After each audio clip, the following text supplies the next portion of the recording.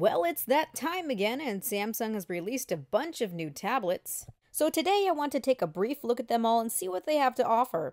What's interesting about this new lineup is that while they're all different tablets and while the displays are different size, the resolution is exactly the same. They are all WQXGA displays, 2560 pixels by 1600 pixels. Now with what I am seeing here, the smaller the display, the sharper it's going to be.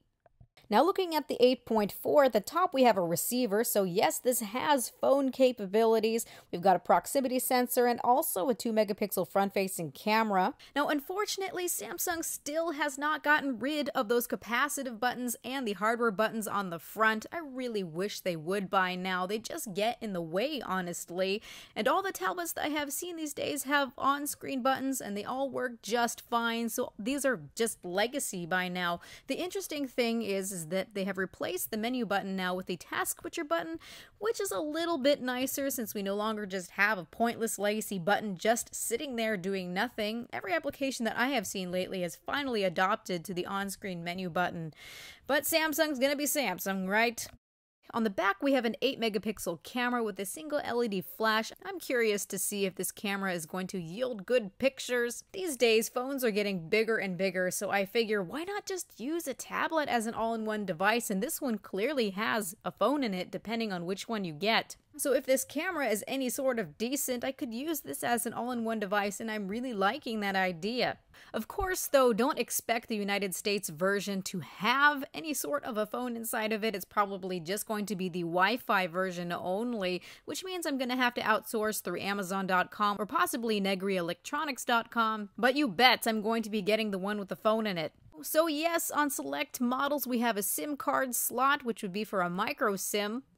Now, from what I can understand, there's going to be 3 different versions. There's going to be a Wi-Fi version that's going to be the Exynos version. There's going to be a 3G version, which is also going to be the Exynos version. And then there's going to be the LTE version, which is going to be the only Snapdragon version, the Snapdragon 800.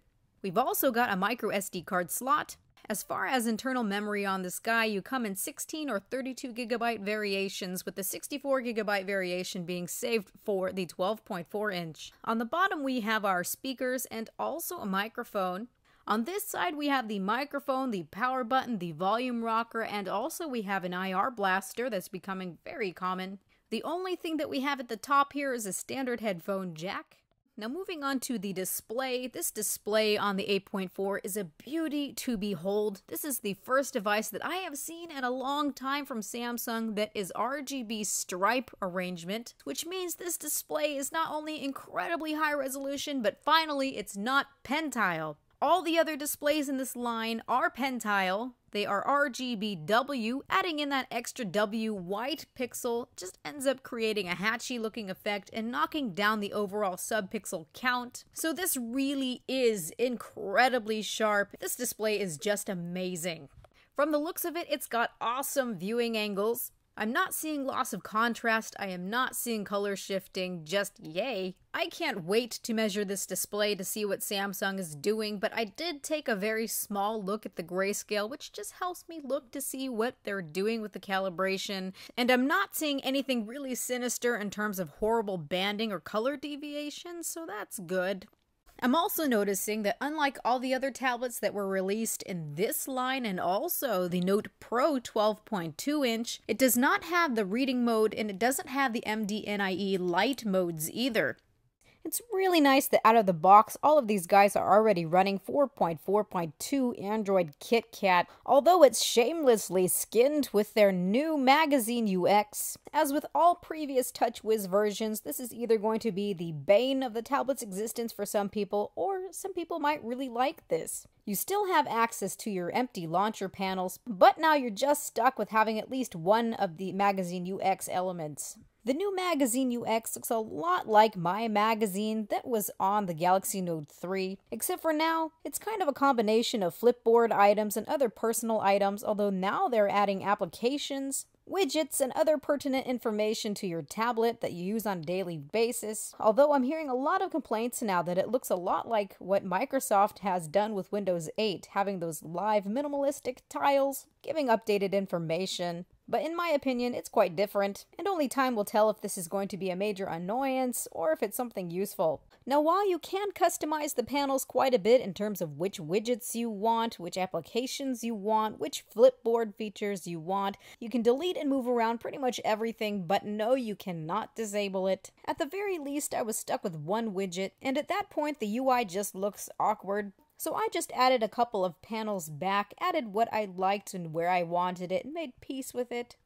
Now, another cool thing among this Pro line, this entire Pro line that Samsung has released, is that there's quite some interesting software that's been included now. We've been given nearly entirely functional applications such as Word, Excel, and PowerPoint. Usually these applications look like some watered down variation of the real version, and they're not powerful whatsoever, but finally we have something that's working. I was quite impressed with this and would have loved to have this during college, especially on the 12.2-inch tablet. You can easily pair this with the Bluetooth keyboard, or they give you a variety of different keyboards, split screen, entire screen. I'll probably use the split screen version, and when trying it out in reality, it worked quite well for me.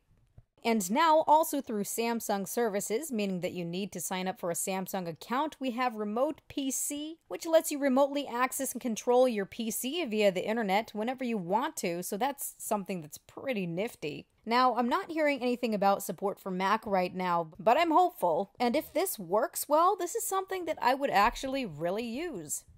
Now, looking at the TabPRO 10.1, I am seeing all the same stuff and all the same hardware as the 8.4, but it's just bigger and things are placed in slightly different locations. On the front, we do not have a receiver now, as this is just too big to be considered a phone anymore, although there are versions that do have the phone either LTE or 3G only.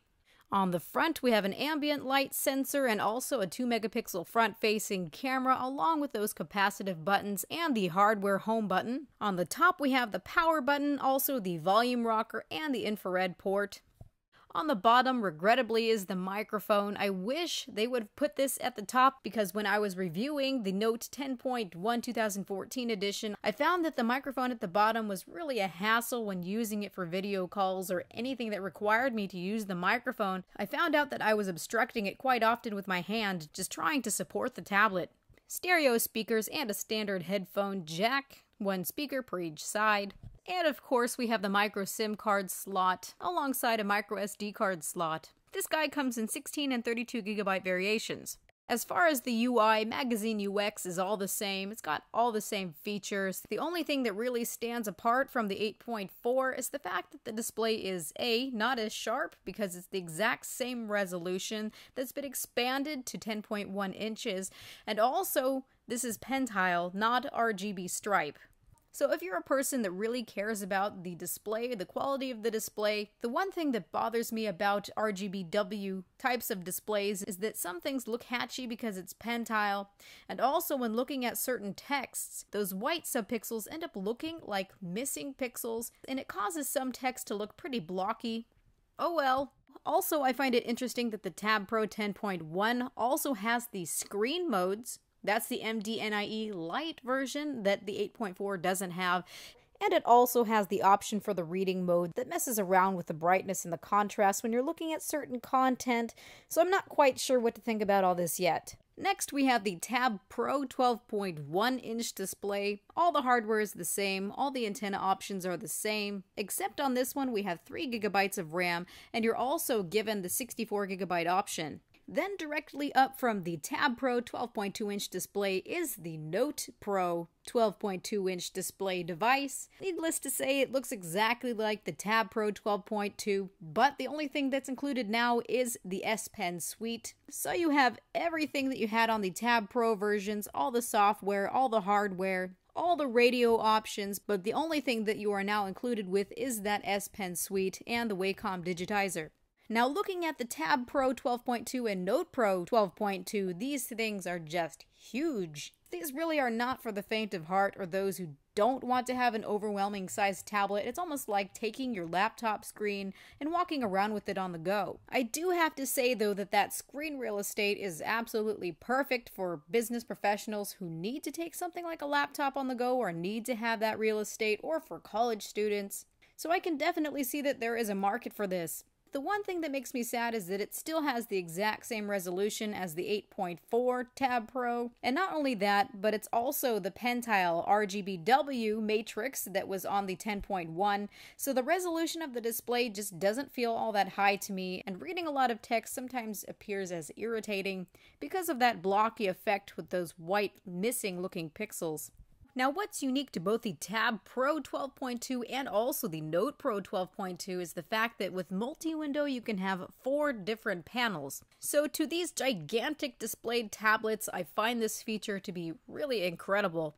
On the TabPRO line 10.1 and 8.4, multi-window only supports 2 screens. This extra capability seems to be because it has the 3 GB of LPDDR3 RAM rather than just the 2. So the 12.2 TabPRO and also 12.2 NotePRO seem to do incredibly well with this feature, but the NotePRO 12.2 also allows you to use Pen Window and all of the other S Pen suites at the same time without missing a beat.